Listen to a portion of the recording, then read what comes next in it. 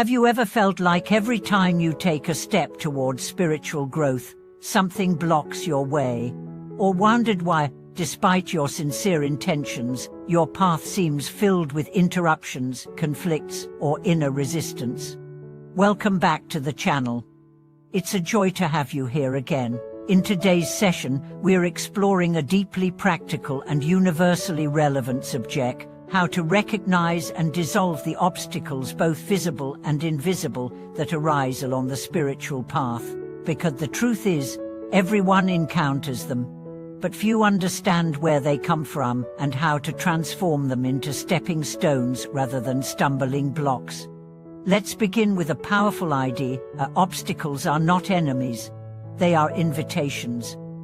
When you decide to embark on the path of awakening, whether through meditation, study, devotion, or service, you trigger a deep shift in the unseen dimensions of your life. Everything that stands between you and your realization begins to surface. It can come in the form of external challenges, health issues, financial instability, conflict in relationships, or it can arise in mental restlessness, doubt, fear, procrastination.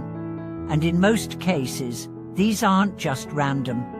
They are karmic echoes, results of unexamined past actions, unresolved energies, and undue-led relationships. They manifest now because your practice has stirred them. You've brought light into the cave, and the shadows are dancing. One of the great truths shared by spiritual masters across time is that obstacles are rarely just bad luck. Often, they are tied to what is known as karmic debt, specifically with people or beings we've harmed or wronged in past lives. These debts create energetic cords. Those beings become what some call obstacle makers, not out of hatred, but because they are bound to us through unfinished stories. We call them invisible creditors, or karmic companions. In simpler language, unresolved relationships from the past, seeking balance in the present. This is why you may feel stuck, blocked, or even cursed, when there seems to be no logical reason. It's not logic that's playing out, it's karma. And the remedy isn't denial or blame, it's resolution. So how do we resolve these obstacles? The first step is awareness. Recognize when something feels like more than a coincidence. When your practice is consistent, your heart is pure, but you keep getting sick, losing support, or feeling inexplicably burdened, that's not failure. That's a signal. Pause and look deeper. Next, engage the power of purification. Across traditions, practices of purification have been used to dissolve karmic residues. This may include confession, chanting sacred names, lighting lamps, offering incense, making donations, or even performing acts of service to those in need. What matters most is not the ritual itself, but the sincerity of your intention.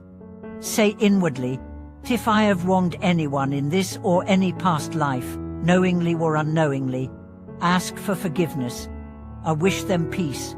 May any bond of resentment be transformed into compassion. These words, when spoken with heart, ripple through dimensions unseen. But even more powerful than ritual is transformation through practice.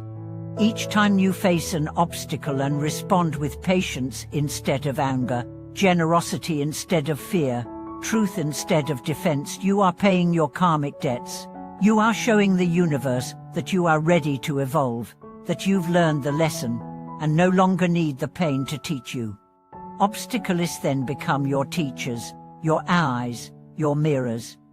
And here's a crucial truth: the more serious your spiritual intention, the more likely you are to meet resistance. Why? Because transformation threatens the ego. It dismantles your old identities, and so, your own subconscious mind may resist. Old patterns will rise, comfort zones will collapse.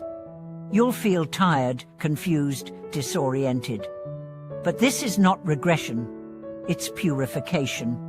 A great master once said, if there are no obstacles in your path, perhaps you are not yet on it. True practice doesn't avoid obstacles, it transforms them. Let's go even further. Sometimes, the best way to dissolve obstacles is through service. Help others with sincerity. Share knowledge. Offer kindness. When you support someone else's growth, you unlock blessings in your own life. Not because of cosmic karma points, but because compassion expands your field. It burns away selfishness, the root of many hidden blocks.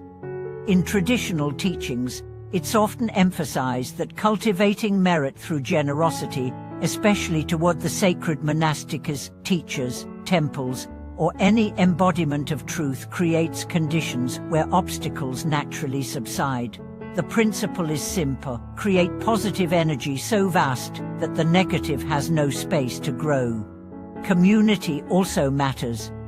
Walk with others, discuss the Dharma, study together, encourage one another. Because obstacles often grow stronger in isolation. But when you share your burden, receive feedback, and stay connected, their power weakens. Let's also talk about environment. The space you live in reflects and influences your energy. Keep it clean. Add elements that uplift: candles, sacred images, plants, symbols of your aspiration. Remove what feels heavy, stagnant, or toxic. You're not just designing a room, you're building a sanctuary for your soul. And finally, never underestimate the power of perseverance. Obstacles test how much you want the truth. When you feel defeated, that's when the real path begins. Keep walking, keep practicing, keep showing up even when you see no result.